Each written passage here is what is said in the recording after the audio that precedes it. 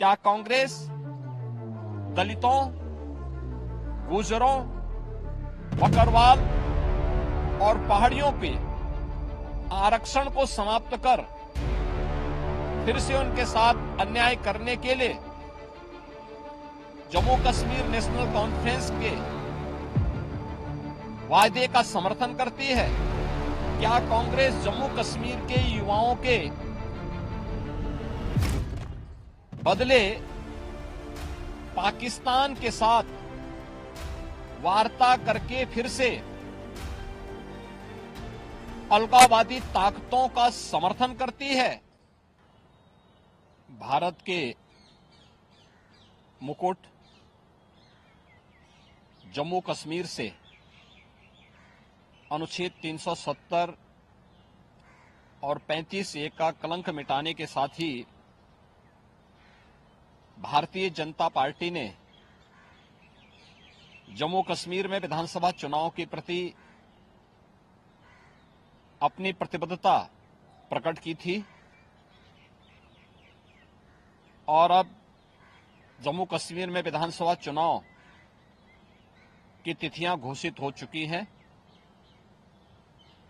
यह चुनाव न केवल जम्मू कश्मीर के लोगों बल्कि लोकतंत्र में आस्था रखने वाले हर भारतीय के लिए अत्यंत महत्वपूर्ण है। दुनिया भर की निगाह आज इस ओर लगी हुई है। ऐसे महत्वपूर्ण चुनाव में इंडी गठबंधन की जो नेतृत्व कर रही है कांग्रेस ने Abdullah and sons family private limited की नेशनल कॉन्फ्रेंस के साथ गठबंधन करके फिर से अपने राष्ट्र विरोधी मंसूबों को देश के सामने रख दिया है। हाल ही में नेशनल कॉन्फ्रेंस ने अपना मैनिफेस्टो जारी किया है। इसमें अनेक ऐसे बिंदु हैं जो भारत की एकता, भारत की अखंडता और राष्ट्रीय सुरक्षा के प्रति पूरे देश को आशंकित करती है। कांग्रेस और नेशनल कॉन्फ्रेंस का यह गठबंधन राष्ट्रीय सुरक्षा को लेकर के अनेक बड़े सवाल खड़ा करता है और भारतीय संविधान के प्रति सच्ची श्रद्धा और निष्ठा रखने वाले हर व्यक्ति को चिंतित भी करती है। मैं कांग्रेस के नेता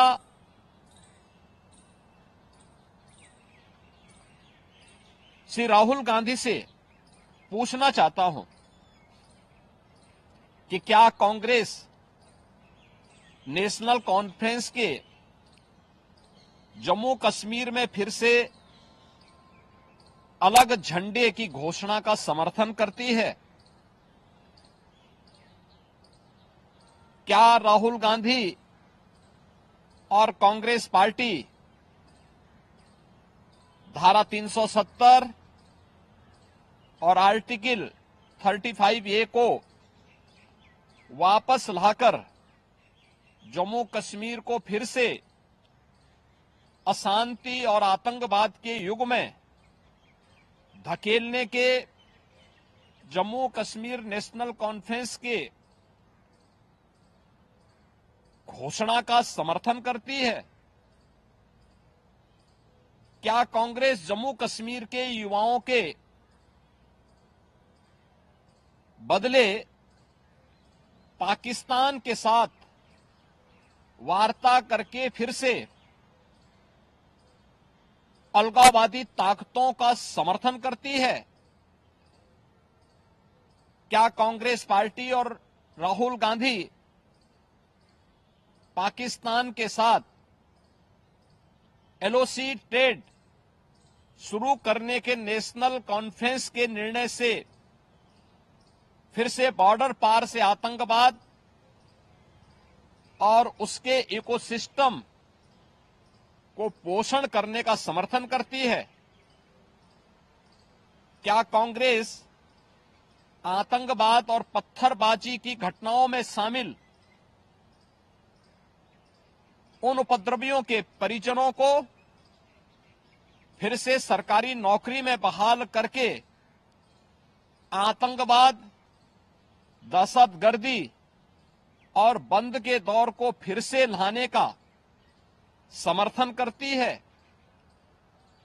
इस गठबंधन से कांग्रेस का आरक्षण विरोधी चेहरा भी देश के सामने आया है।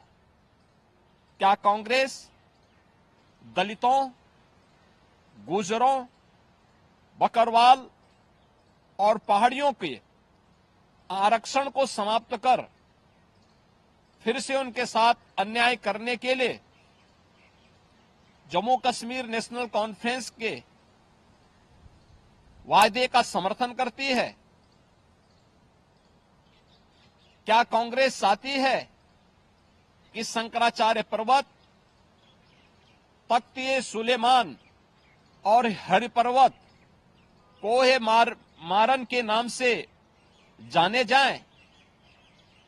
क्या कांग्रेस जम्मू कश्मीर की अर्थव्यवस्था को एक बार फिर से भ्रष्टाचार की आग में झोंककर पाकिस्तान समर्थित गिने चुने परिवारों के हाथों में सौंपने का समर्थन करती है?